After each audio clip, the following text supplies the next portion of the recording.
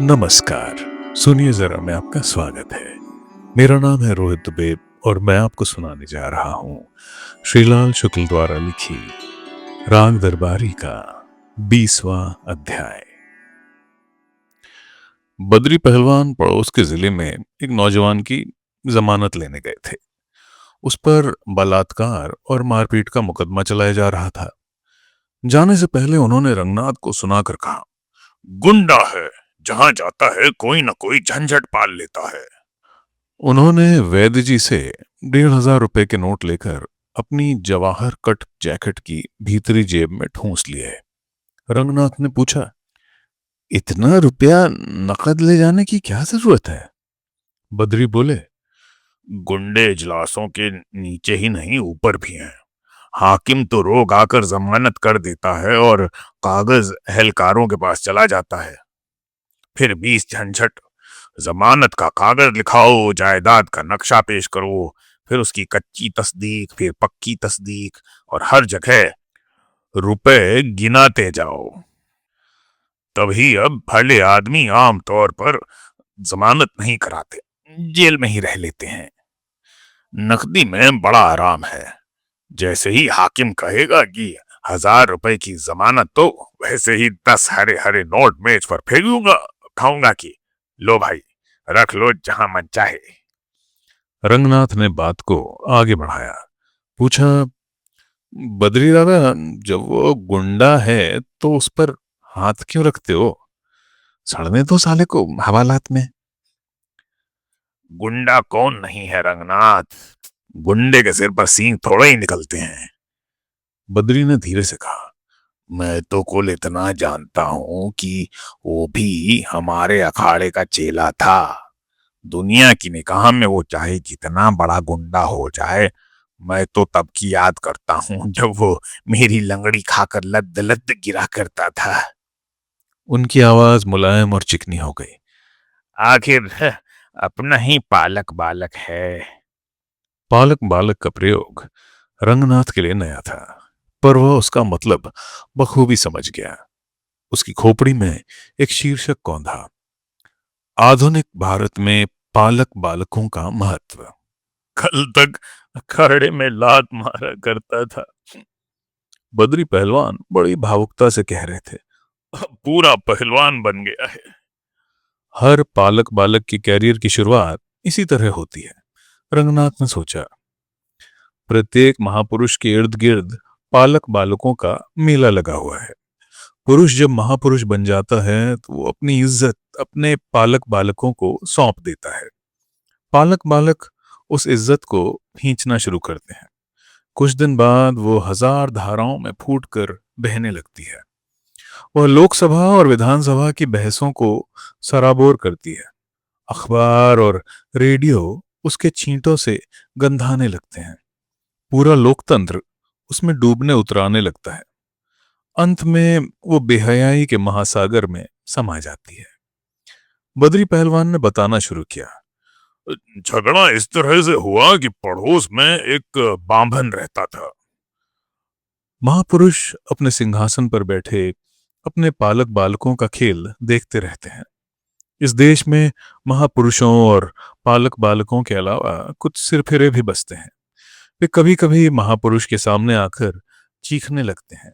कहते हैं, महापुरुष, तुम्हारा पालक बालक बड़ा भ्रष्टाचार कर रहा है, तुम्हारी इज्जत को रगड़ रगड़ कर पानी बनाए दे रहा है। ऐसे मौके पर ज्यादातर महापुरुष इतना कहते हैं, भ्रष्टाचार? माननीय महाशय, आओ हम पहले इस बात की जांच करें कि भ्रष्टाचार होता क्या है। रंगनाथ सोचता रहा। तो पड़ोस में एक बांबन रहता था, उसकी जोरू ना कुछ नौजवान सी थी। बद्री पहलवान के कहते ही रंगनाथ आधुनिक भारत में पालक बालकों का महत्व की बात भूल गया। बांभन के पारिवारिक इतिहास को ध्यान से सुनने लगा। तो हमारा पट्टा भी ना पड़ोस में रहता था। अब बांभन की जोरू से कुछ घसड़ फसड़ हो गई, महीनों यही कारोबार चलता रहा। अब बांभन सब कुछ देखकर भी अनजान बना रहा। एक दिन ऐसा हुआ रंगनाथ बाबू कि सींख की आड़ भी नहीं रही। बांभन ने सरासर अपनी आंखों से देखा कि वो पट्टा उसकी जोरू को लपेटे बैठा है, पर उसने आंखें भर मिलमिलाई और झोले जैसा मुंह लटकाकर चुपचाप चल दिया। इस पर आ गया हमारे पट्टे को ताव। तबीयत का साफ है, ज्यादा किचिर पिचिर में पड़ता नहीं है। वहीं से कूद कर उसने बामन की गर्दन पकड़ ली और उसे झकझोर कर कहा कि क्यों बे, सामने से निकला जा रहा है और तुझे शर्म नहीं लगती? मर्द बच्चा होकर तुझे गुस्सा में नहीं आता? अबे मर्द है तो मुझे एक बार ललकारा तो होता। अब बेचारा बामन क्या करे, कुछ मंत्र जैसा बुदबुदाने लगा। इस पर हमारे पट्टे ने हंसी हंसी में ही उसे लंगड़ी देकर चित कर दिया। अब उसकी जान की हड्डी टूट गई और फिर तो रोना पीटना मच गया। अब बाभन चिल्लाने लगा, उधर उसकी जोरू भी चिंगाड़ने लगी कि देखो ये मेरी इज्जत ले रहा है। अब बोलो रंगनाथ बाबू, दुनिया में दुश्मन किसके नहीं होते। इसी बात पर रपट लिखा दी गई और हमारा पट्टा फंस गया। अब बेटा बैठे हैं पुलिस के दड़बे में। बद्री पहलवान मौज में आकर हंसे। रंगनाथ ने कहा, अरे पर बद्री दादा, ये तो ठीक नहीं है, बेचारे की बीवी को भी और उस बेचारे को भी।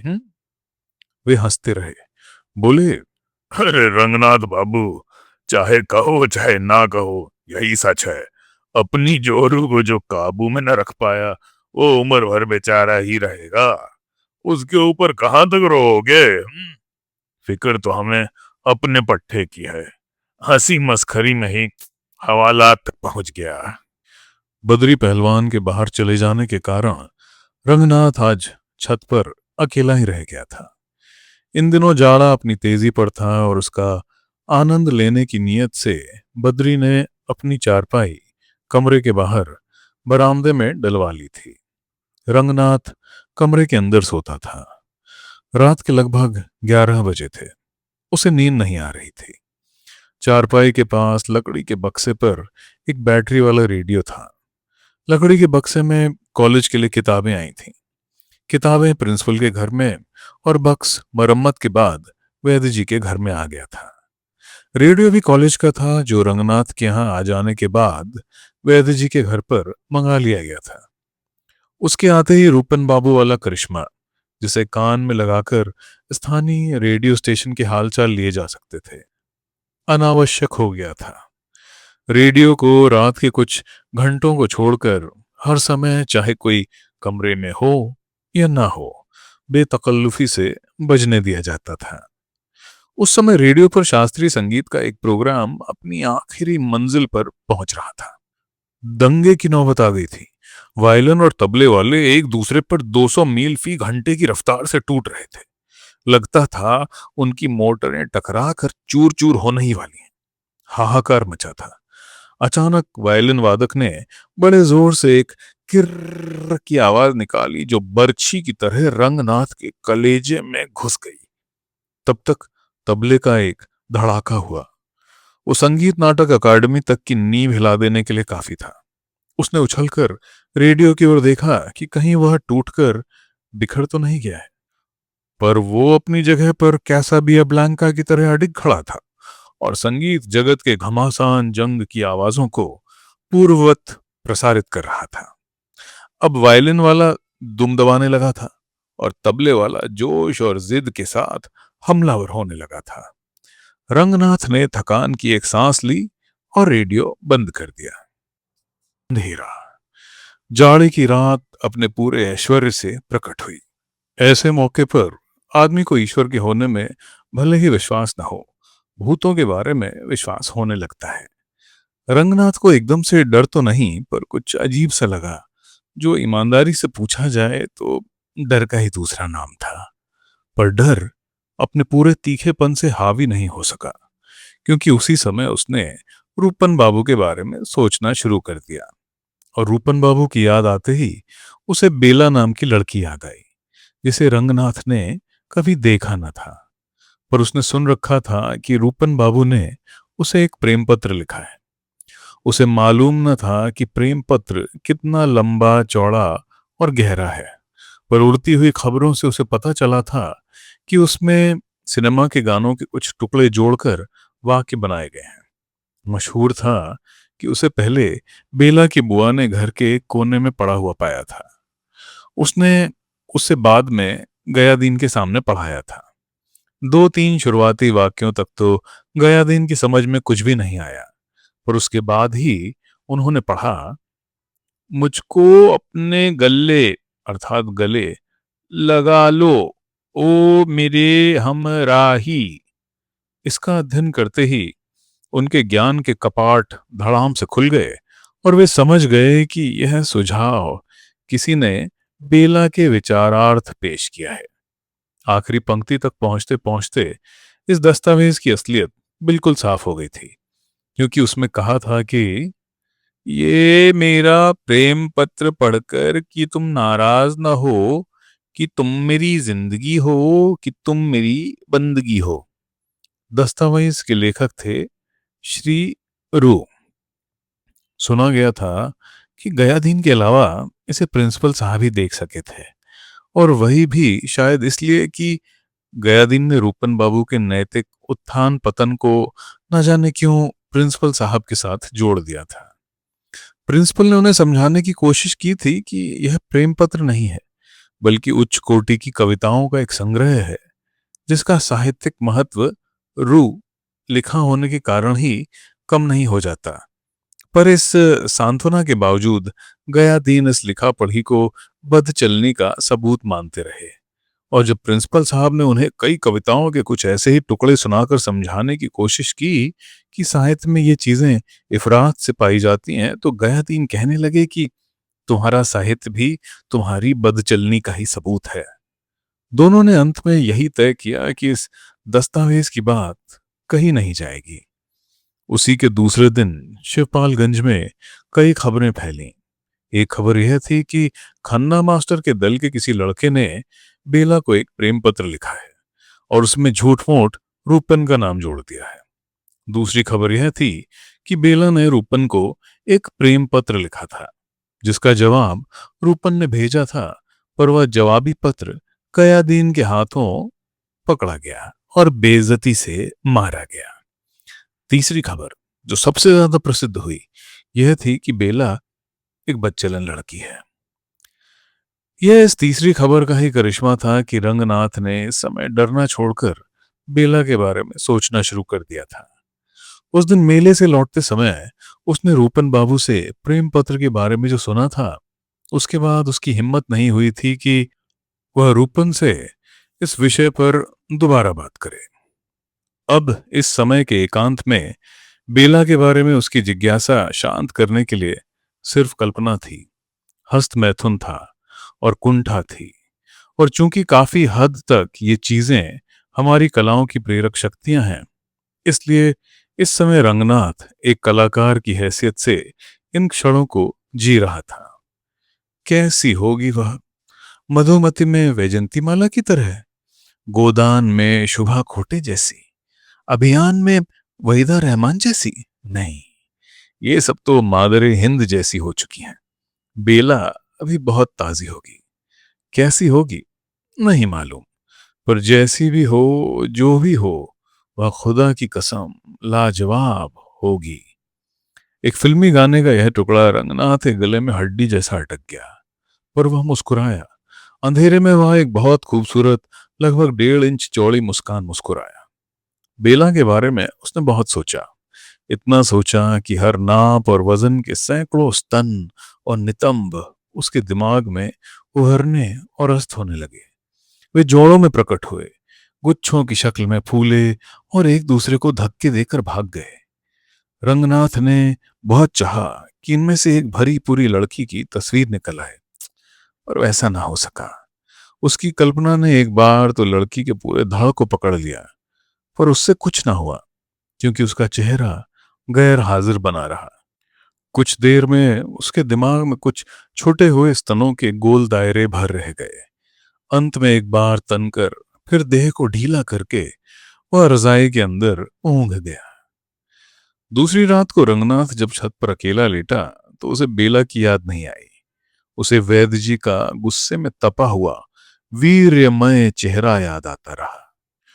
दिन में सनीचर और कालिका प्रसाद के प्रयासों से बनाए गए कोऑपरेटिव फार्म का उद्घाटन हुआ था। उद्घाटन के लिए आए हुए अफसर से वैद्य जी ने अपनी कोऑपरेटिव यूनियन के गबन का जिक्र करते हुए उस प्रस्ताव का भी हवाला दिया था जिसके द्वारा सरकार से मांग की गई थी कि वह गबन की रकम अनुदान के रूप में कोऑपरेटिव यूनियन को दे दें। वैद्य जी ने ठंडे सुरों में समझाया था कि अगर सरकार ऐसा नहीं करती तो उससे यह निष्कर्ष निकलेगा कि सरकारी अधिकारी सहकारिता के आंदोलन को आगे नहीं बढ़ाना चाहते। यह अफसर निश्चय ही डेल कार्नेगी की किताबें पढ़कर आया होगा, तभी वह वैद्य जी की हर बात पर कहता रहा, आप ठीक कहते हैं, किंतु इस जुमले को उसने 7 बार दोहराया। जब उसने 8वीं बार मुंह खोलकर कुछ आवाज निकाली तो उससे आपको अनुदान मिलेगा जैसा सुरीला संगीत नहीं निकला, बल्कि फिर वही पुराना जुमला नमूदार हुआ, आप ठीक कहते हैं, किंतु। सुनते ही वैद्य जी दुर्वासा का क्रोध, हिटलर की तानाशाही और जवाहरलाल नेहरू की झुंझलाहट को एक में मिलाकर उस अफसर पर बिगड़ पड़े। अब देश का उद्धार इसी प्रकार करेंगे, किंतु बुलिंतु तथा ये सब क्या है? श्रीमान, ये नपुंसकों की भाषा है। अकर्मण्य व्यक्ति इसी प्रकार अपने आप को और देश को वंचित करते हैं। आपका निर्णय स्पष्ट होना चाहिए, किंतु परंतु फु। इसके बाद वैद्य जी ने देश की दुर्दशा पर एक व्याख्यान दे डाला था। व्याख्यान दे चुकने के बाद वे एकदम से शांत नहीं हुए, थोड़ी देर भुनभुनाते रहे। अफसर भी विनम्रता के बावजूद भुनभुनाता रहा। फिर दूसरे लोग भी भुनभुनाने लगे। सनीचर का जलसा पहले ही खत्म हो चुका था, इसलिए इस भुनभुनाहट ने उसकी सफलता पर कोई असर नहीं डाला, पर अंत में बोलबाला भुनभुनाहट का ही रहा। इस तरह की भुनभुनाहट शहर में रहते हुए उसने हर समय हर जगह सुनी थी। वह जानता था कि हमारा देश भुनभुनाने वालों का देश है। दफ्तरों और दुकानों में, कल कारखानों में, पार्कों और होटलों में, अखबारों में, कहानियों और कहानियों में चारों तरफ लोग भुनभुना रहे हैं। यही हमारी युग चेतना है और इसे वह अच्छी तरह से जानता था। यहाँ गांव में भी उसने यही भुनभुनाहट सुनी थी। किसान अमला एहलकारों के खिलाफ भुनभुनाते थे। एहलकार अपने को जनता से अलग करके पहले जनता के खिलाफ भुनभुनाते थे और फिर दूसरी सांस में अपने को सरकार से अलग करके सरकार के खिलाफ भुनभुनाते थे। लगभग सभी किसी न किसी तकलीफ में थे और कोई भी तकलीफ की जड़ में नहीं जाता था। तकलीफ का जो भी तात्कालिक कारण हाथ लगे उसे पकड़कर भुनभुनाना शुरू कर देता था। वैद्य जी की यही विशेषता थी कि वे भुनभुनाते नहीं थे। आज उन्होंने भुनभुनाकर रंगनाथ का दिल तोड़ दिया था। उसे आशा थी कि वे गरजेंगे और उसके बाद बरसेंगे, पर वे पहले तो गरजे और बाद में भुनभुनाकर बैठ गए थे। और यह तब हुआ था जबकि अफसर ने दुम हिलाने और भुनभुनाने का काम साथ साथ निभाकर उन्हें इशारा दिया था कि कोऑपरेटिव यूनियन के हिसाब का स्पेशल ऑडिट कराना जरूरी होगा।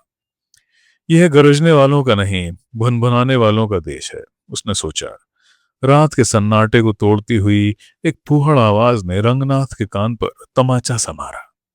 कुसहर प्रसाद अपने दरवाजे पर बैठे बैठे किसी को गाली देने लगे थे, भुनभुनाने वालों के वयोवृद्ध नेता।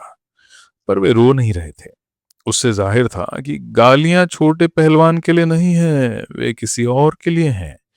किसके लिए हैं यह जानना मुश्किल था, क्योंकि कुसहर जब छोटे को ना देकर किसी और को गाली देते थे तो उसका कोई मतलब नहीं होता था। वो सिर्फ एक भावनात्मक स्थिति भर थी, वैसे ही जैसे जंगल में मोर नाचता है, उद्घाटन के मौके पर नेता बोलता है। आवाजें, सिर्फ आवाजें। कुसहर प्रसाद रह रह कर गरजते हैं और चुप हो जाते हैं। गांव के दूसरे छोर पर एक कुत्ता भौंकता है, फिर अचानक कैं कैं करता हुआ दिमाग के सामने एक ऐसे कुत्ते की तस्वीर खींच देता है जिसकी दुम पिछली टांगों के बीच में है, मुंह छाती पर तिरछा होकर हिलक रहा है और दाएं से किसी की लाठी खाकर वह टेढ़ा टेढ़ा चलने लगा है। कुछ और कुत्ते भौंकते हैं। रामाधीन भीकम खेड़वी के दरवाजे की ओर से किसी नौजवान की तीखी और मिमियाती हुई आवाज आती है।